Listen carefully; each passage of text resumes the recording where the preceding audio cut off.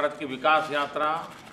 মার্কিন president Donald ট্রাম্পের শুল্ক বৃদ্ধির সিদ্ধান্তে ক্ষুব্ধ ভারতের প্রধানমন্ত্রী নরেন্দ্র মোদীর সমর্থকেরা।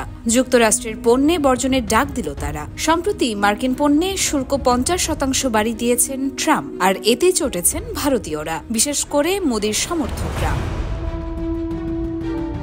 তারা সোশ্যাল মিডিয়া ও রাস্তায় নেমে আমেরিকান পণ্য বর্জনের আহ্বান জানাচ্ছেন। ভারতে মার্কিন ব্র্যান্ডের বিশাল বাজার রয়েছে।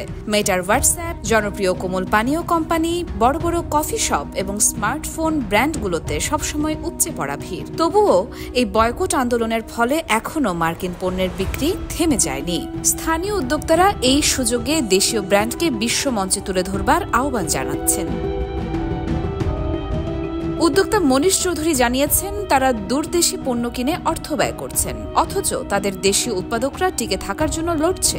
স্থানীয় কোম্পানির সিইও রাম শাস্ত্রী আরও এগিয়ে বলছেন, ভারতেরও গুগল, টুইটার, হোয়াটসঅ্যাপ এবং ফেসবুক তৈরি করা উচিত। রোববার বেঙ্গালুরুতে সমাবেশে মোদি বলেছেন, ভারতীয় প্রযুক্তি কোম্পানিগুলো বিশ্ববাসীর জন্য পণ্য তৈরি করে, তবে এখন সময় এসেছে ভারতকে গুরুত্ব দেবার। তবে এই বয়কটের মাঝে নয়া দিল্লিতে দ্বিতীয় শোরুম চালু করেছে মার্কিন বৈদ্যুতিক গাড়ি প্রস্তুতকারক টেসলা। উদ্বোধনে ছিলেন ভারতীয় ও মার্কিন কর্মকর্তারা।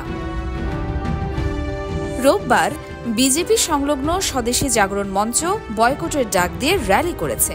দলটির সহ আহ্বায়ক অশ্বিন মহাজন বলেছেন, মানুষ এখন ভারতীয় পণ্যের দিকে মনোযোগ দিচ্ছে। এটি সময় সাপেক্ষ, কিন্তু জাতীয়তাবাদ ও দেশপ্রেমের অংশ। ট্রাম্পের শুল্ক নীতির জবাবে ভারতীয়রা কি সত্যি মার্কিন পণ্য ছাড়বে, নাকি বয়কট কেবল রাজনৈতিক বার্তা হিসেবেই সীমাবদ্ধ থাকবে? আর সেটি সময়ই বলে দেবে। ইয়োরমা শায়ের জাহান, দেশকাল নিউজ।